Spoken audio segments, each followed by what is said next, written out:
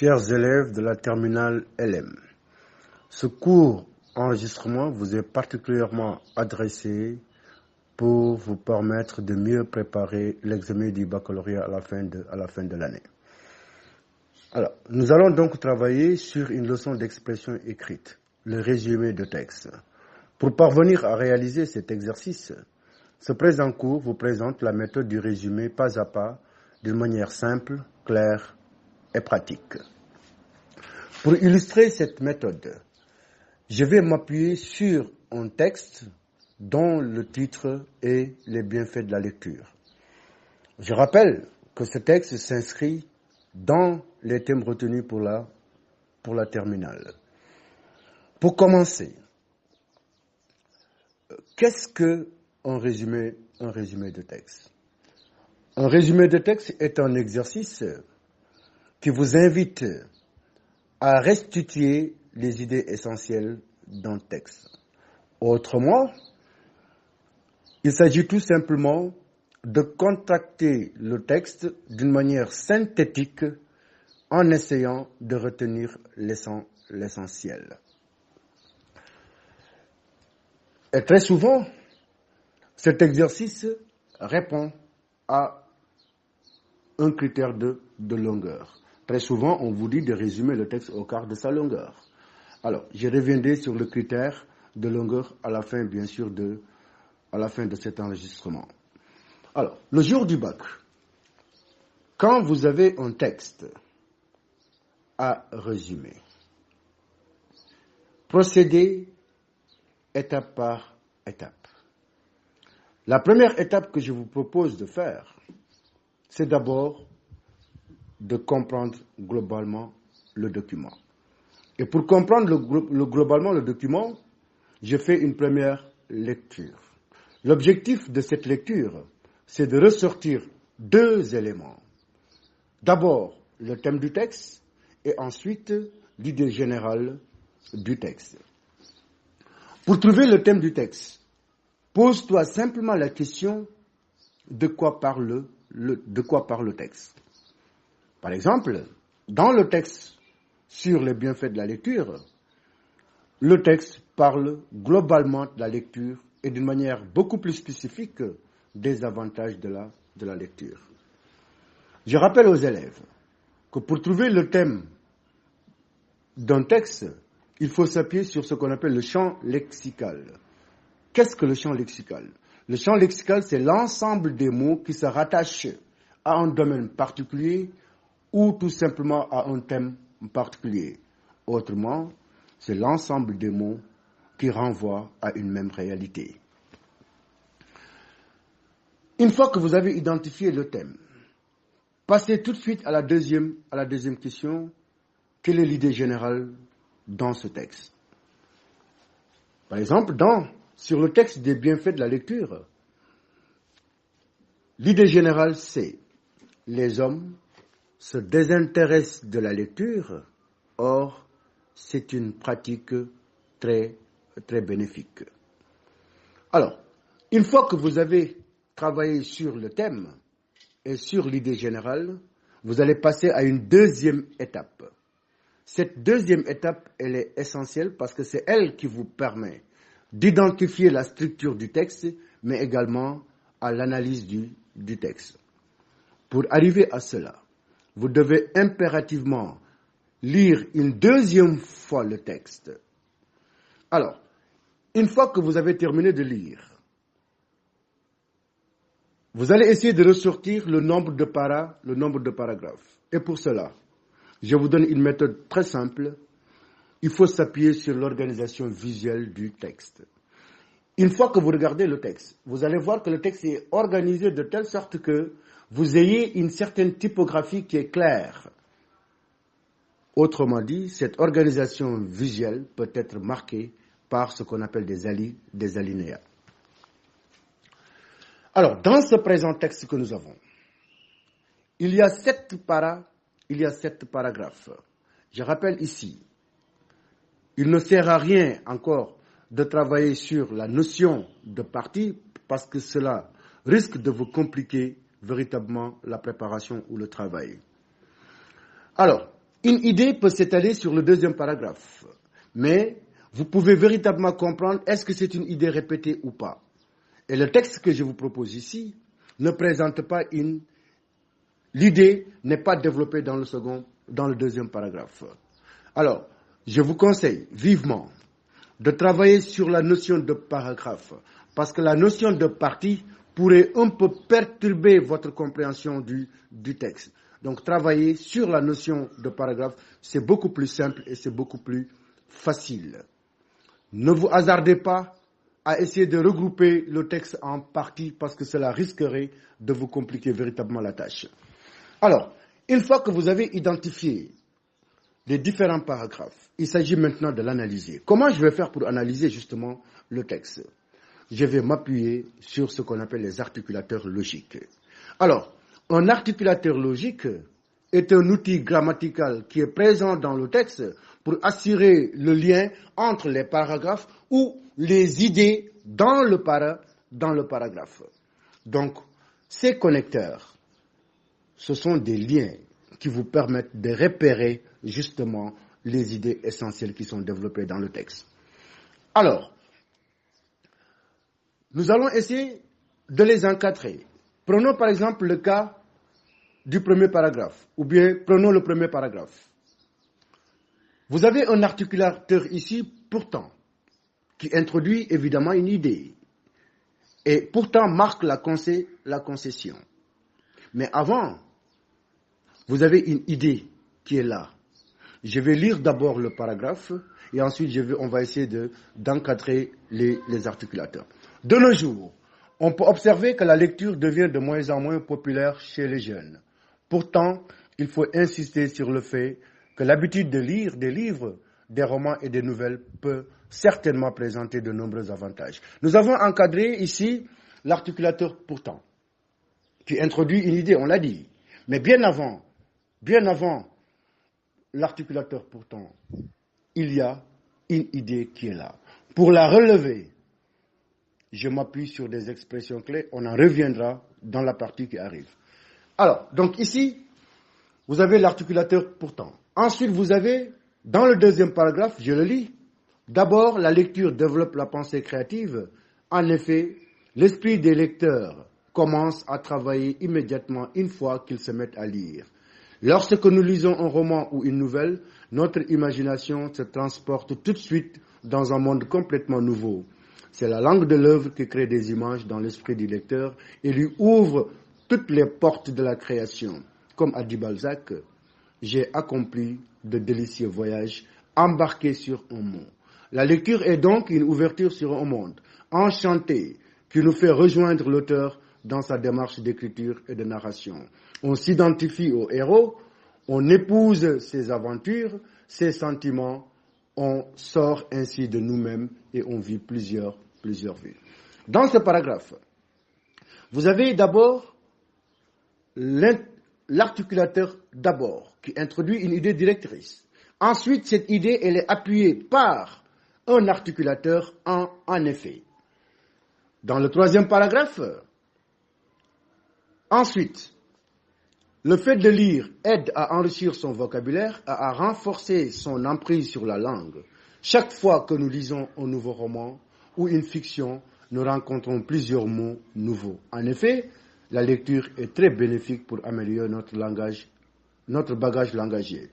Elle nous permet de faire travailler notre mémoire, de réviser sans effort notre orthographe et d'apprendre à s'exprimer correctement. Ainsi, notre maîtrise de la langue devient plus forte et nous en saisissons toutes les nuances. Dans ce paragraphe, nous allons encadrer ensuite, en effet, ainsi. Et chaque articulateur met en lumière évidemment une idée. Alors, dans le paragraphe 4, de plus, la lecture est une source de divertissement, tout comme les spectacles, les jeux et le sport. Elle nous procure un plaisir en nous détournant du réel où l'on vit, favorisant ainsi l'oubli des soucis et du stress du quotidien. Elle est donc une expérience rajeunissante puisqu'elle relaxe tout notre être, détend nos nerfs et nos sens et nous permet ainsi de se reposer et de se ressourcer. Dans ce paragraphe également, on va procéder de la même façon. On va relever les articles là où on va les encadrer. De plus, donc, puisqu'elle, ainsi, on s'aperçoit que dans ce paragraphe, il y a des connecteurs à l'intérieur du paragraphe et leur présence n'est pas anodine. Dans le 5e paragraphe, en outre, elle est un moyen d'épanouissement et de développement personnel. C'est l'un des facteurs principaux qui joue un rôle dans la détermination de la personnalité d'un individu. Lire élargit notre sphère de la connaissance, ce qui accroît réellement notre estime de soi. Lire nous aide à comprendre beaucoup de choses, à accumuler des idées, à s'instruire et surtout à forger notre esprit critique. En somme, la lecture nous invite à mieux comprendre et maîtriser le monde au lieu de le fuir. Dans ce paragraphe-là, vous avez des articulateurs, en outre, en somme, que vous devez encadrer parce que cela va vous aider véritablement dans le travail de repérage des idées essentielles. Dans le paragraphe 6, enfin, c'est une activité culturelle importante qui rend les gens plus ouverts et plus tolérants. Elle nous apporte alors une inspiration nouvelle, une interprétation nouvelle du monde et probablement une culture plus approfondie. Elle va élargir notre horizon en nous faisant connaître les autres cultures et les autres religions. Par conséquent, elle nous incite à sortir de notre sphère étroite, à déverrouiller notre regard sur le monde, à atténuer nos différences et à s'accorder aux valeurs universelles. Simone de Beauvoir a dit « La lecture est la clé qui m'ouvrait le monde ». Dans ce paragraphe 6, vous avez des articulateurs qui sont présents. Enfin, par conséquent, donc il est important, chers élèves, de les encadrer parce que ce travail vous aidera dans l'étape suivante que nous allons aborder plus tard. Dans le paragraphe 7, je vais encore procéder de la même façon. Je vais encadrer les articulateurs. Je vous lis d'abord le paragraphe. Ainsi, la lecture est un éveil de l'âme et du cœur, une jouissance de la pensée et des sentiments. C'est pour cela qu'il devient très important d'encourager et d'entretenir l'acte de lire dans les années formatrices de la vie. Dans ce paragraphe 7, on a également la présence d'articulateurs, ainsi qui introduit une idée. C'est pour cela également qui introduit une idée. Voilà donc le travail sur l'encadrement des articulateurs logiques. Et nous avons procédé paragraphe par paragraphe. Maintenant, nous allons aborder la 3e étape. Cette étape, elle est véritablement importante, essentielle, centrale. C'est sur cette étape que va reposer notre travail de résumé. Cette étape, c'est la mise en évidence des idées essentielles du texte. Pour y arriver, je reprends le découpage que j'avais fait dans la 2e étape, c'est-à-dire je reviens sur la structure du texte, c'est-à-dire sur les différents paragraphes. Je prends le premier paragraphe. Comment je vais faire pour repérer ces idées essentielles? Je m'appuie sur tout simplement les expressions clés. Prenons le premier paragraphe. Dans le premier paragraphe, qu'est-ce que vous avez comme expression clé?